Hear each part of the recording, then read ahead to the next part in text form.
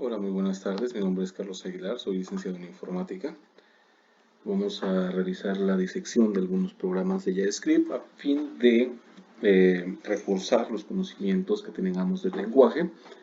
Vamos a ver algunas interacciones con el modelo DOM para recuperar objetos definidos en el documento HTML. Pero antes vamos a hacer ejemplos mucho más básicos como recorrido de arreglos y asignación. Vamos a empezar con este primer ejemplo en el cual realizamos la definición de tres variables, la variable array, la variable index y la variable suma. Definimos un arreglo con los elementos 1, 2, 3, 4, 5, 6, 7, 8, 9, 10, separados por comas y delimitados por corchetes. Inicializamos la variable suma con valor igual a 0. Definimos el valor en un ciclo for, el valor para la variable index lo asignamos en 0. Vamos a hacer la indicación de que mientras index sea menor que 10, y vamos a indicar el incremento en 1 de la variable index. Abrimos el bloque de instrucciones por medio de una llave que abre. Indicamos que a la variable suma le asignamos el valor de suma más array en la posición index y cerramos el bloque de instrucciones, y al final obtendremos el valor de la variable suma conteniendo la suma del valor 1 más el valor 2, 3, 4, 5, 6, 7, 8, 9 y 10. Esto lo podemos definir dentro de una función que reciba como parámetro a array y realice el retorno del valor asignado en suma a través de la instrucción return suma. Este es un ejemplo que hemos estudiado. Ahora, ¿cuál sería el valor promedio? Sabemos que por definición el valor promedio es la suma de los valores contenidos en el arreglo entre el número de elementos. Entonces la única diferencia con respecto a la definición anterior es que tenemos una cuarta variable llamada promedio, que tras obtener la suma de valores lo asignamos con la asignación promedio igual a suma entre 10.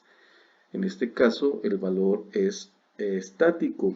Tenemos 10 como elementos del arreglo. Sin embargo, vamos a recordar que arreglo es un objeto que en su atributo length tenemos el valor del número de elementos. Aquí tenemos otro ejemplo en el cual recuperamos localizamos el valor máximo. Definimos tres variables, la variable array, index y máximo. Inicializamos la variable array conteniendo los valores 1, 2, 3, 4, 5, 6, 7, 8, 9 y 10, los cuales se separan por comas y se delimitan por los corchetes, corchete que abre, corchete que cierra. Inicio de la definición del arreglo y finalización del arreglo, de la definición del arreglo, punto y coma.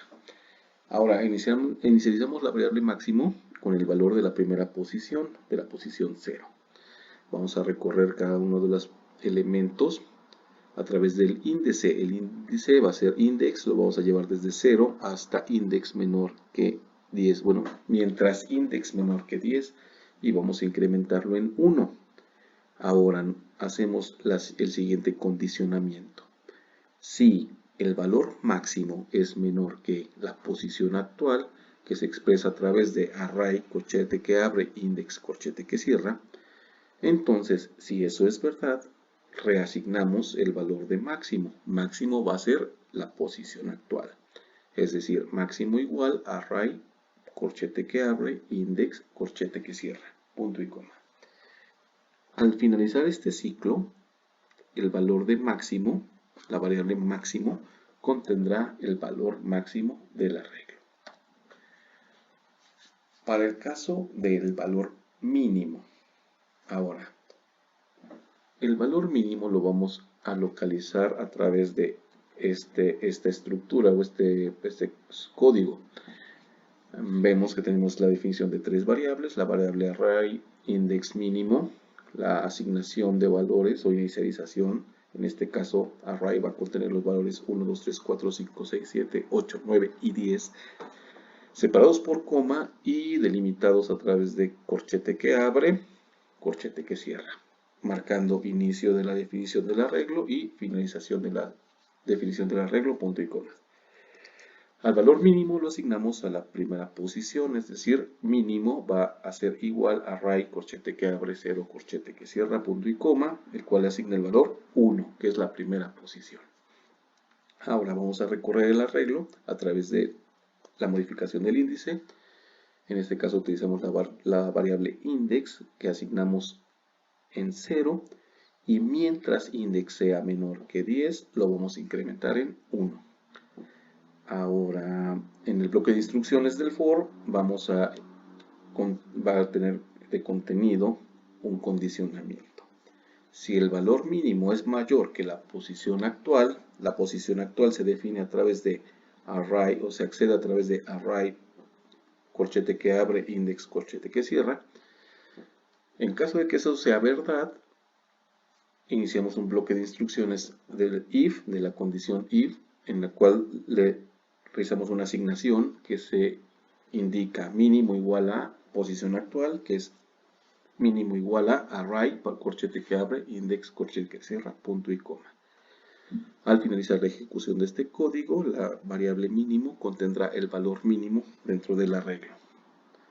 Podemos ejecutarlo modificando los valores de la asignación del array y verificar que estén funcionando correctamente. En este caso vamos a localizar los valores pares y los vamos a ingresar en un segundo arreglo. Tenemos la definición de variables, array, index pares, array inicializado con los valores 1, 2, 3, 4, 5, 6, 7, 8, 9 y 10, y la inicialización de pares como un arreglo que contiene 0 elementos, ningún elemento. Hacemos el recorrido del arreglo a través de el índice de la variable index, que inicializamos en 0, mientras sea menor que 10, lo incrementamos en 1, obtenemos el valor de la posición actual y la asignamos a la variable valor, que es valor igual a array, corchete que abre, index, corchete que cierra, y realizamos un condicionamiento y preguntamos el resultado o el residuo de dividir entre 2 a la variable, a la posición actual, es igual a 0, es decir, es el valor de la posición actual un múltiple de 2. Si es múltiple de 2, entonces iniciamos un bloque de instrucciones.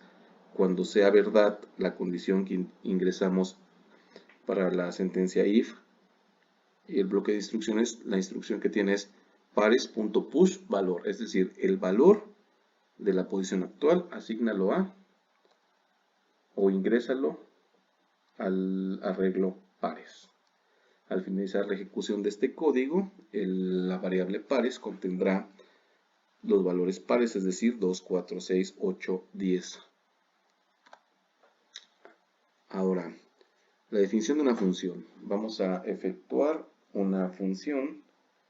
Vamos a definir una función que va a recorrer un arreglo que va a ingresar como parámetro y va a buscar un valor para un atributo definido.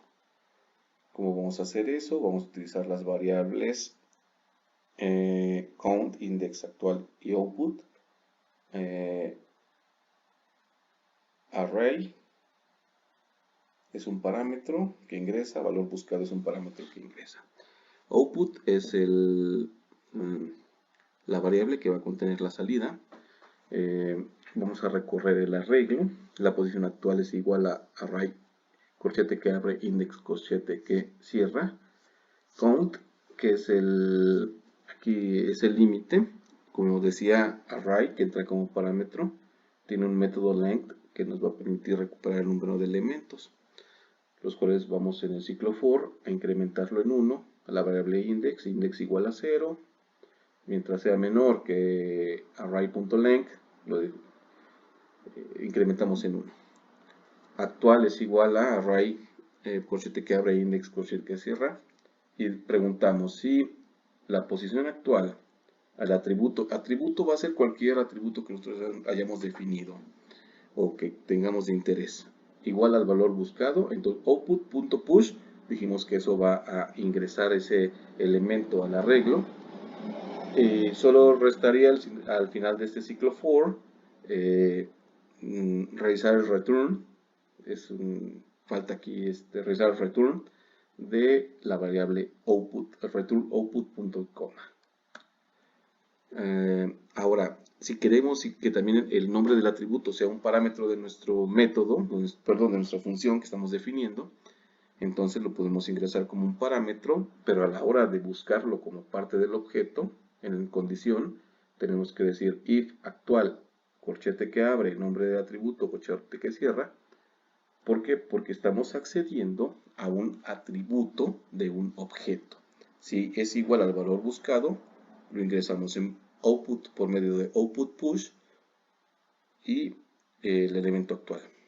Al igual que en el caso anterior, después del ciclo for, deberíamos hacer un return output punto y coma para que entonces todos aquellos elementos que hayan pasado por el filtro regresen a quien haya invocado la función.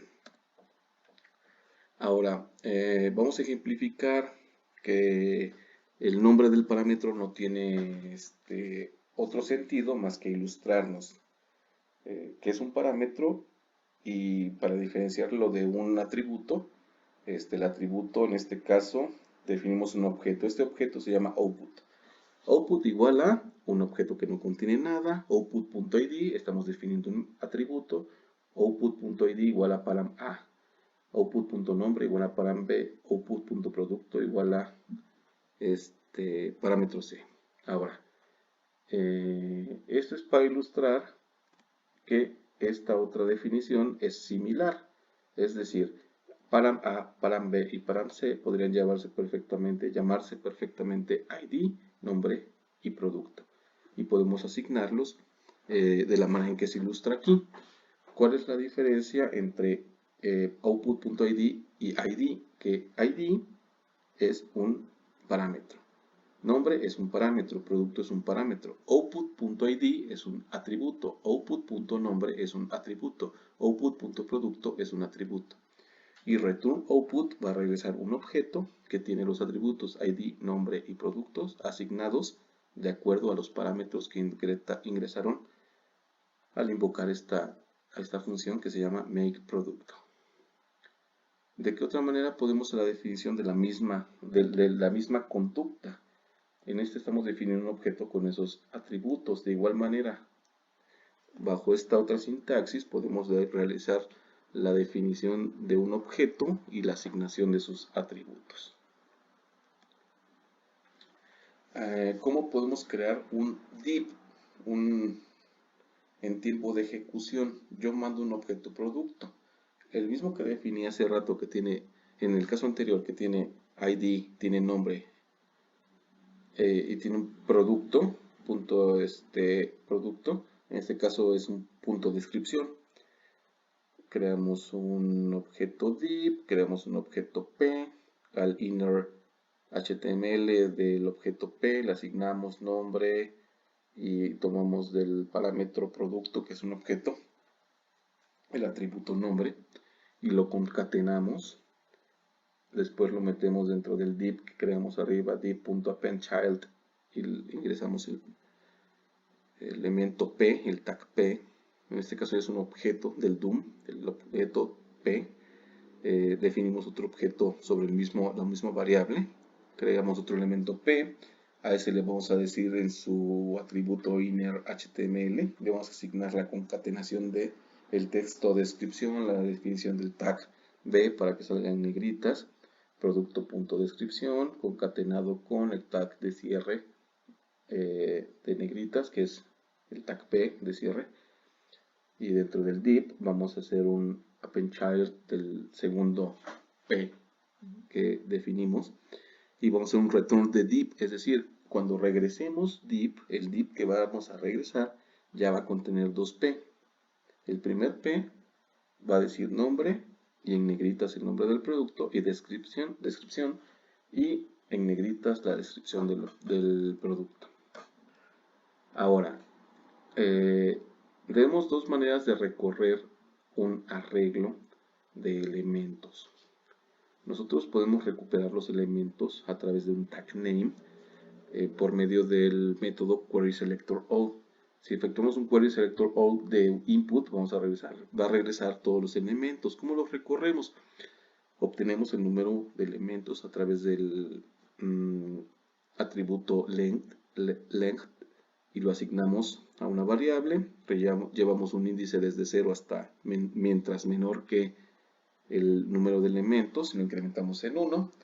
Y current, es decir, el elemento actual, va a ser igual a array en la posición index.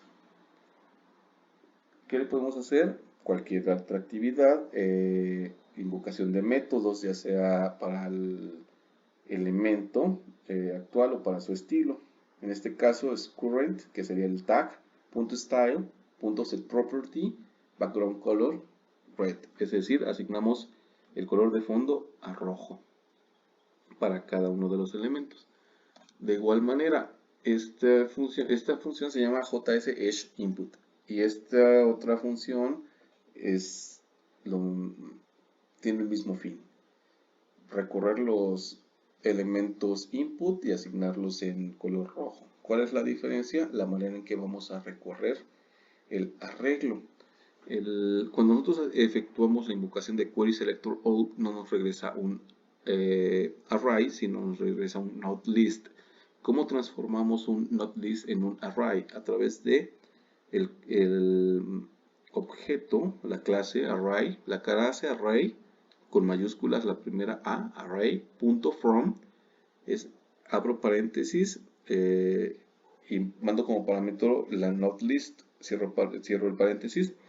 Esto va a ser, es un constructor de, es un maker, es un constructor de el objeto array. Nos va a regresar un array. Ese array ya va a contener el método forEach. Y como vimos en la manipulación de arreglos, el método forEach nos va a permitir recorrer el arreglo y ejecutar una función para cada elemento. La definición de esta es item, function item, que recibe como parámetros el elemento actual, y elemento actual.style, setProperty, background color, red. Es decir, vamos a asignar en rojo el background del style. Entonces es otra definición y esta es muy útil porque nos simplifica el recorrido de la regla. Este ejemplo es cómo podemos efectuar la definición de la actividad a realizar de manera externa. Es decir, le llamamos un callback, una llamada hacia atrás. El parámetro en este caso va a ser una función. Esto es importante, el parámetro en este caso va a ser una función. Esa función debe cumplir con los requisitos en el contexto en que va a ser invocada. ¿Qué quiere decir? Yo voy a invocar querySelectorAll para regresarme un nodeList. Ese nodeList lo voy a convertir en un array a través de array.from y después voy a invocar array.forEach y en ese momento yo voy a mandar como parámetro de forEach el mismo parámetro que recibí cuando fue invocada en JS_input. Abajo tenemos la definición de otra función. Esta función se llama setRed. Recibe un ítem, un parámetro ítem, al cual en su propiedad style, que es un objeto, vamos en su atributo, no, en su objeto style, ¿sí? Vamos a llamar al método setProperty, el cual nos permite asignar propiedades en el contexto de CSS. Entonces le voy a decir que background color red. Ahora, ¿cómo efectuó la invocación? Yo efectuó la invocación diciendo JS_input, paréntesis que abre y nombre de la función. En este caso setRed, cierro los argumentos o parámetros de la función, punto y coma. Entonces, esta es otra manera de realizar una modificación sobre todas las entradas. ¿Cuál es el beneficio de efectuarlo así? Que si yo necesito yo puedo invocar modificaciones a un selector, un conjunto de elementos definidos por una función. Ahora, para la definición de clases, aquí hay un ejemplo de definición de clases. Tenemos la palabra reservada class, la palabra reservada constructor, la palabra reservada get y la palabra reservada set, que nos van a permitir definir el constructor, es decir, la función que se invoca inmediata a la construcción de un objeto, los gets, que son la recuperación, y los set, que son la asignación.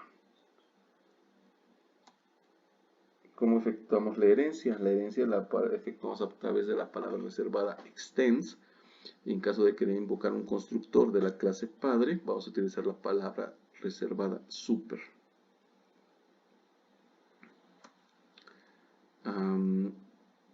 Aquí la asignación de var mi clase igual a función init, esta es una invocación, es la definición de un constructor. Puedo extender las funciones de una clase a través de invocar nombre de la clase .prototype igual a nombre de la función igual a function, que es la definición de una función nueva. Entonces yo puedo recuperar el constructor de input y de definir una nueva conducta a través de prototype. En este caso se está ejemplificando la definición de mi clase y la creación de instancia, la asignación de instancia de un nuevo elemento de mi clase. La invocación del método alerta que se definió para prototype y se ejemplifica la recuperación del nombre del constructor. Aquí hay otro ejemplo en el cual hago una definición de una clase, le copio es la herencia, la definición de una herencia, cómo hago una herencia conforme a esta estructura de definición a través de clases y cómo le hago la sobrecarga a la invocación del método alerta. Agradezco mucho su atención, que espero que estos contenidos les sean de utilidad y que la disección de estos programas le hayan enriquecido los conocimientos que tengan de JavaScript. Recuerden, va a ser a través del ejercicio, a través de el repaso de contenidos, que crear ejercitarse constantemente, que vamos a lograr incrementar nuestros conocimientos y que vamos a adquirir experticia. Que estén muy bien. Buena tarde.